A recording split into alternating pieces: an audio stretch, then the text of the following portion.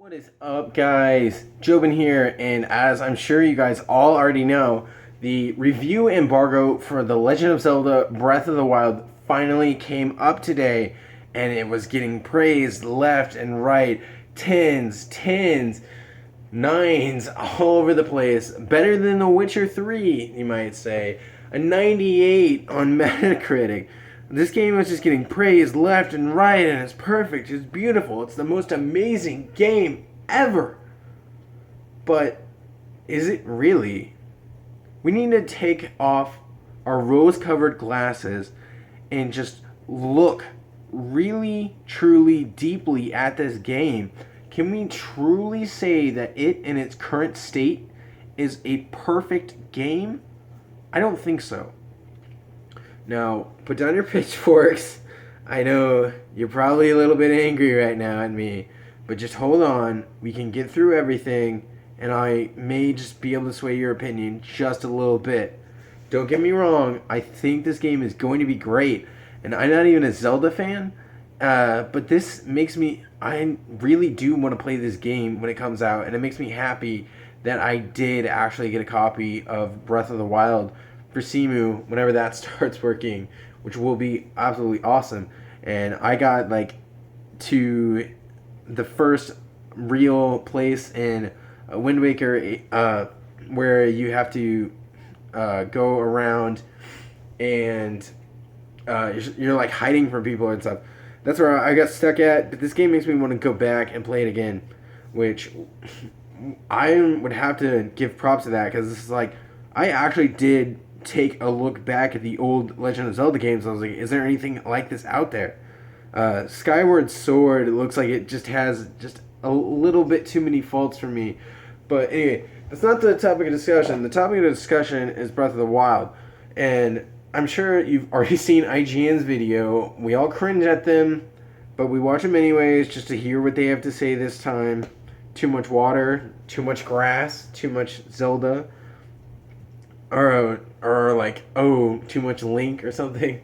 I don't know. So I just didn't give it 10, and it was like, this game's absolutely perfect. It's amazing in every single fashion, every single sense of the word.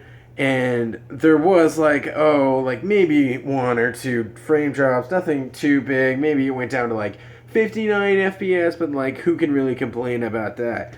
And then I watched GameSpot's video, and it wasn't much different. I think it was just a little bit harsher on the game than IGN was, but it was still nothing. I was left wanting more. I was like, there's no way. I don't believe this game is actually the perfect 10 that everyone's looking for. And I did finally find someone that truly and honestly reviewed this game. I'll put a link to it in the description. You guys need to go watch this video. It's by GameXplain, and it's really great. I just watched it again so I can make sure that I just absolutely nail everything on this. And he does actually like this game, and in the end he says that he really did like it a lot. And also, he touched on some things that I thought were kind of cool that IGN didn't necessarily point out and talk about. So you can follow any NPC in the game, and it will go to its schedule. And I was like, that sounds a little bit creepy, and I doubt it. But he actually did. He was actually showing in his review where he was following people. He could, like, the little kids would go to school and then come back, which was like totally, absolutely insane. I've never seen that in a game. And during the storms, I don't know how intensely realistic this is or how annoying it will end up being whenever I actually do end up playing the game. But if you have metal armor equipped or a sword, then lightning during a storm will strike your armor and kill you. And I was just like, on one hand, that sounds so amazing, and I can't wait to see this happen to me, and I kind of do want it to happen. But at the same time, I was also like, well, that's kind of annoying, just where metal gets struck by lightning, which I guess is technically realistic. And I thought that was pretty cool. And then I saw this video on Facebook a while back, and he does touch on this again in his review, which is why I'm mentioning it.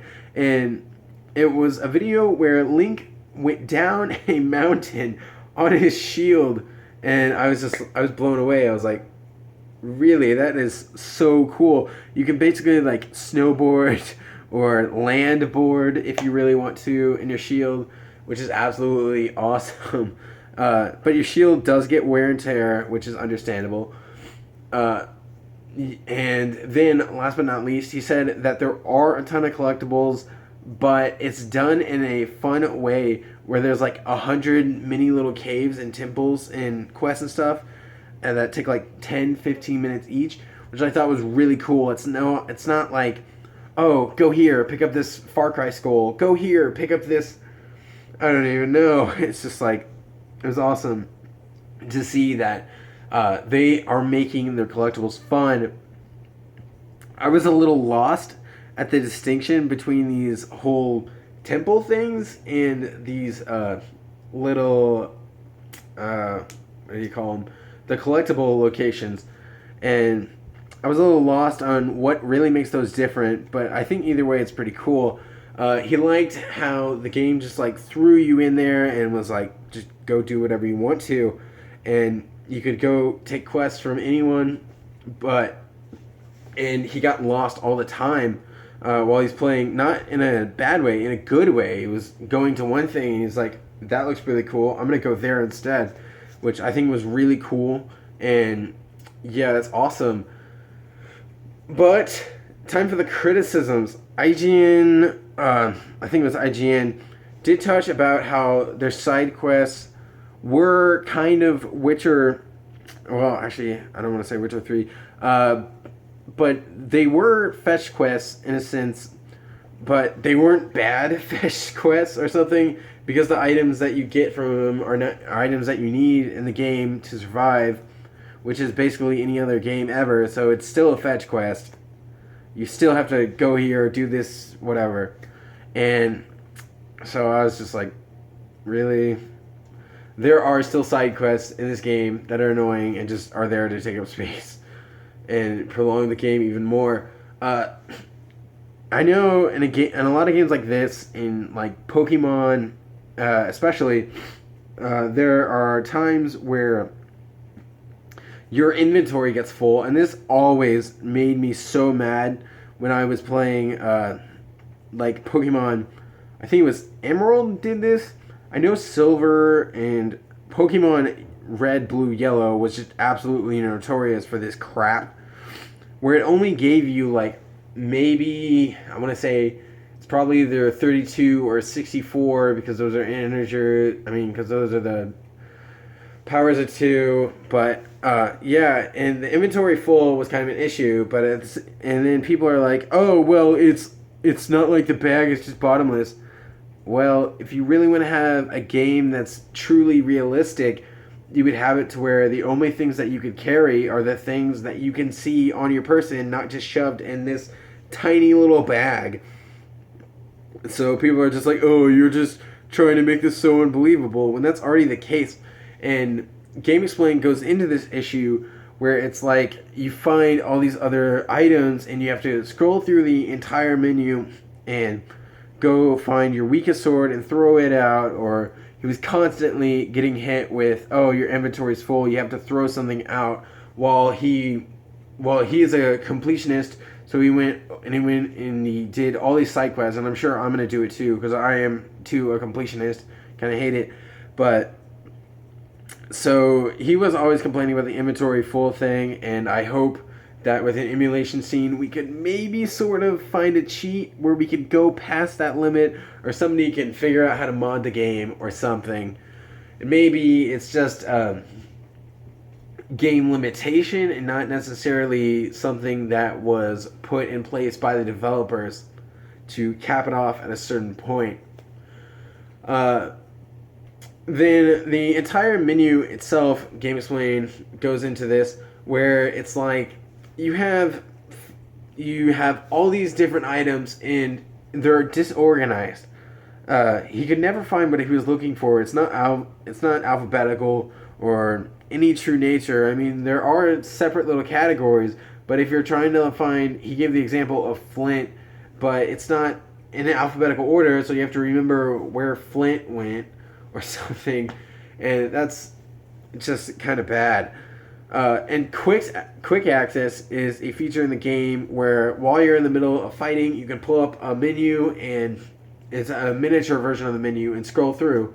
But he was complaining about how this was only like, I saw it, it was ridiculous. There was only like maybe 5, 7 items that you could see on the quick access menu at one time, and you had to scroll through every single page every single item one by one. And so I was just kind of like, yeah, I don't understand. He doesn't even understand how that got into the actual game of itself because it's so disorganized. Of course, it's a Nintendo game, so we have to talk about the graphics of this. And he, in GameXplain's video, he mainly pointed out that things are great at a far distance, but once you get really up close, it's muddy and loses its true value of what the thing actually is you're looking at. Like, he gave the example of it was a mountain where he was like, oh, this mountain looks great, but you go up to it like you're climbing it.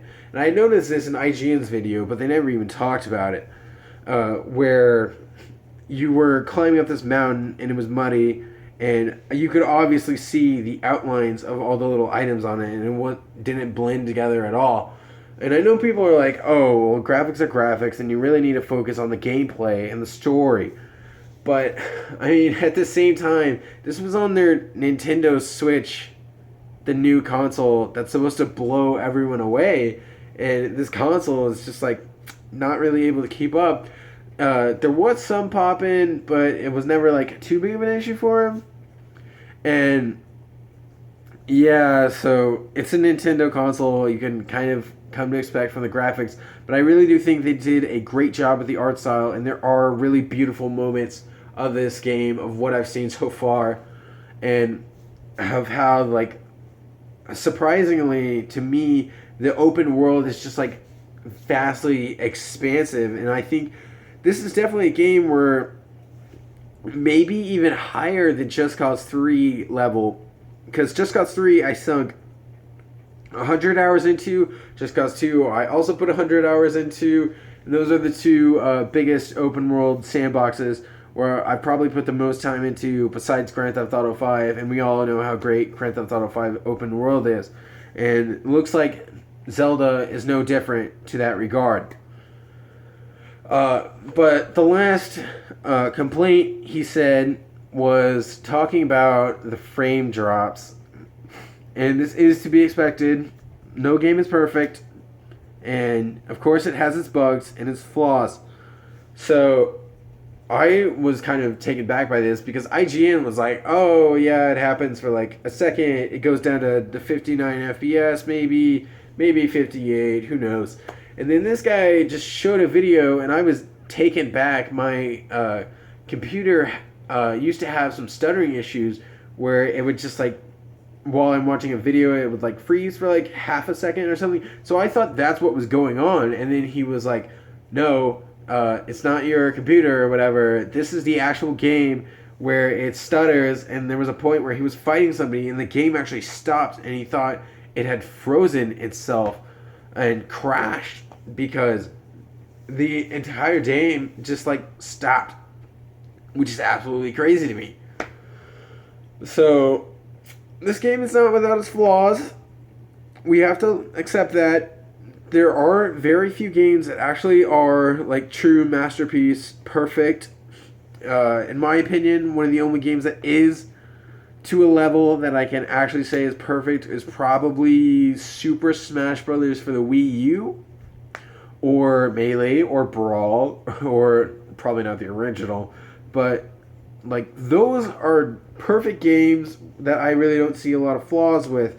But this game, there are flaws with it, but it's still a great game overall. It's like the Final Fantasy 15 of the Nintendo Switch, and that's what I really kept seeing. And I wouldn't be surprised if somebody came out and said, well, Final Fantasy 15 isn't on the Nintendo Switch, but Breath of the Wild is. And they're both huge games with magic and fighting and fantasy, all this great gameplay. And of course, I haven't gotten to play 15 yet because I'm waiting for a collector's edition or some more money to roll in, hopefully YouTube or something. But yeah, I think this game is on par with that type of game. And if that's really the case, this game is amazing. And personally, the only main contenders right now for this year are Just Cause 3. But that, if I do get a chance to play this game this year, I would have to say it could definitely take the top spot for my personal game of the year. Last year, I think it went to Tomb Raider. I can't remember. I'd have to look at it again. But yeah, this game looks amazing. It's going to be great, but it's not perfect. You have to accept that. It's got its flaws. Maybe I see this as something where Nintendo could very well release a patch, maybe 1.01 or 1.02 or something, and this game could very well fix its flaws. Some people did also complain about deaths, but get good, I guess. I don't know. I would be very surprised if this game doesn't have a difficulty setting, and from what I saw in the menu when I looked at it on Cemu, I really didn't see any difficulty settings on there. So I would be taken back if this game doesn't actually get an update or two somewhere down the line. I'm pretty sure I saw that this game is also getting some DLC, so who knows, it may come in the form of DLC or something, but this game in its 1.00 form is not perfect. We have to accept that. It could very well be perfect if those... Really, we could probably look past the graphics if we can just mainly fix these menus and the inventory issues, the frame drops, and also the difficulty settings. That is definitely an issue for some people. But yeah, this game is great. I'm sure it will be. There's nothing to worry about from what we've seen so far. But it's not perfect. It's not a 10 out of 10. It's like a 97. 96. Maybe 95. I don't know. 100 plus hours of this game and having to deal with menus and stuff may be kind of annoying. And I know that I've definitely got that issue with Just Cause 3. Its menus did get kind of annoying, but I don't know. These are definitely issues the game can fix, and a 1.02 patch could definitely make this game a 1 or a 1.01. Any sort of game update could definitely make this game a 9.9, a 99, but this is not a 10. We have to accept that. It's close, though. It's really freaking close. And those are my thoughts until the game comes out. You bet your ass there's going to be gameplay of it whenever it comes out on Cemu. I'm still doing Captain Toad Treasure Tracker and probably a few other things. I don't know. I may go back and start Wind Waker HD again. May see how OBS affects the gameplay of that, but we'll have to see. And yeah, I think that wraps it up for this video. Just, you gotta remember, this game isn't a perfect 10. Don't overhype yourself. This isn't Watch Dogs. And I mean that in the sense like, well, this kind of is Watch Dogs, but better in the sense like this game is great, but it's just not going to quite deliver on what you think it's going to. And that's mainly the point I'm trying to get across with this video. Just be warned, it's not a 10. There are some slight issues. You have to take back your rose-colored glasses and look at it at a close point. And yeah, that wraps up for this video. Jumping out.